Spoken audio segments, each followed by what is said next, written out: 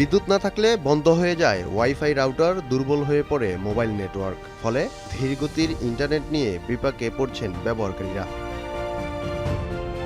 Internet নির্ভর freelancer, শিক্ষার্থী ও office কর্মীরা বলছেন, নানা কারণে গুরুত্বপূর্ণ কাজের সময় ইন্টারনেট বিচ্ছিন্ন হয়ে কাজের ক্ষতি হচ্ছে। ওয়াইফাই ইউজ করি, তো যখন বিদ্যুৎটা চলে যায় তখন হচ্ছে কি আমাদের কাজটা থেমে থাকে। সো ইন দিস ওয়ে আমরা তো হচ্ছে বর্তমানে আপনার পড়াশোনাটা অনেকটা হচ্ছে ইন্টারনেট নির্ভর। আমরা ইন্টারনেটে অনেক কাজ, এক্সাম দিই, পড়াশোনা করি, বিভিন্ন জব প্রস্তুতি নেই। বিদ্যুৎ চলে যাওয়ার কারণে কোনো একটা কাজে আসি, ইন্টারনেট কেন্দ্রিক, ইন্টারনেট সংক্রান্ত কাজে আসি, কিন্তু হঠাৎ বন্ধ হয়ে যাওয়াতে দেখা যাচ্ছে ওই কাজ আবার পুনরায় করতে হচ্ছে। লোডশেডিং শুধু আলো নিভিয়ে দিচ্ছে না, ধীর করে দিচ্ছে ডিজিটাল জীবনও। ব্যবহারকারীরা বলছে, নিরবিচ্ছিন্ন বিদ্যুৎ ব্যতীত স্থিতিশীল ইন্টারনেট নিশ্চিত করা কঠিন।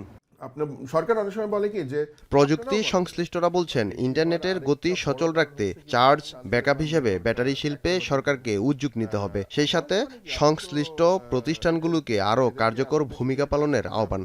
সরকারকে কয়েকটা জিনিস একটু চিন্তা করতে হবে। সেটা হচ্ছে যে যদিও আস্তে আস্তে ব্যাটারি ব্যাকআপ চলে আসছে, এই ব্যাটারিগুলোর উৎপাদনকেও উৎসাহিত করতে হবে। যেমন মনে করেন এই যে ইউপিএস যেটা বললাম, ইউপিএস যদি থাকে আমার, সেই ইউপিএসের ব্যাটারি যদি আমি একটা 5-6 ঘন্টা ব্যাকআপ দিতে পারি, সেরকম ব্যাটারি, এই যে লিথিয়াম ব্যাটারিগুলো, এই লিথিয়াম ব্যাটারিগুলো যদি বাংলাদেশে উৎপাদন করা যেত, তাহলে কিন্তু অনেক কম দামে আমরা ইউপিএস জোগাড় করতে পারতাম, কিনতে পারতাম।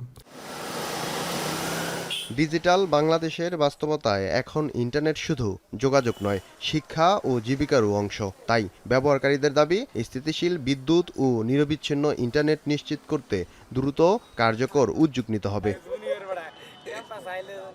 ফেরদৌস রহমান, এখন, ঢাকা।